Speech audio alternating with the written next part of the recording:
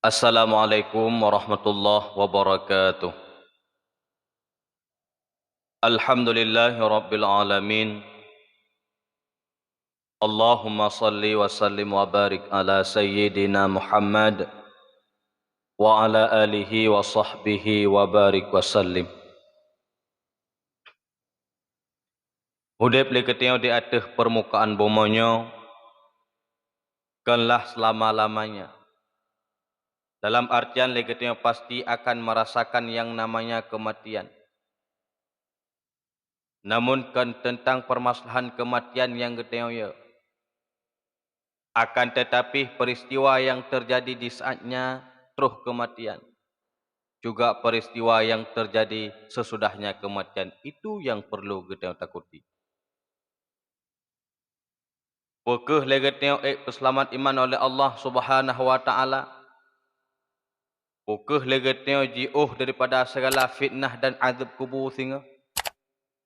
Maka oleh karena demikian, segala perbuatan yang kita kerjakan di atas permukaan bumonyo, ubena aktivitas, maka hendaknya kita melakukan aktivitas dan perbuatan yang mendapatkan ridha daripada Allah Subhanahu wa taala. Karena hidup dalam dunianya kita hanya pet berridha yang kita tuntut. Yang pertama, kita tuntut ridha Allah Subhanahu wa taala. Yang kedua, kita tuntut ridha Rasulullah. Yang kelihatan kita tuntut ridha gure. Yang keempat kita tuntut ridha orang syik. Han merempak ridha Allah Subhanahu wa taala kalau seandainya Rasulullah hana ridha ke kita. Han merempak ridha Rasulullah kalau seandainya gure hana ridha ke kita. Han merempak ridha gure kalau seandainya orang syik hana ridha ke kita.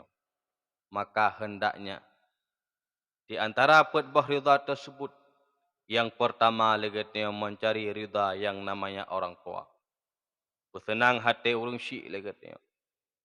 Di saat orang syik kan ridha ke kita, maka legetnya mencari ridha seorang guru. Wate gure kan ridha ke kita, ilmu yang nabi le gure ke kita, maka mendapatkan keberkahan. Di saat kan ridha daripada gure, legetnya mencari ridha daripada Rasulullah sallallahu alaihi wasallam. Apabila Rasulullah kan ridha ke kita, dia mil masyar kelak legetnya akan mendapat syafaat Rasulullah sallallahu alaihi wasallam.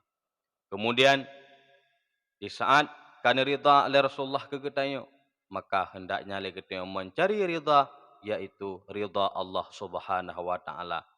Allah kan ridha ke kita, dumpu nabi le Allah, kemudian bertamang legetnya oleh Allah dalam syurganya Allah. Amin ya rabbal alamin.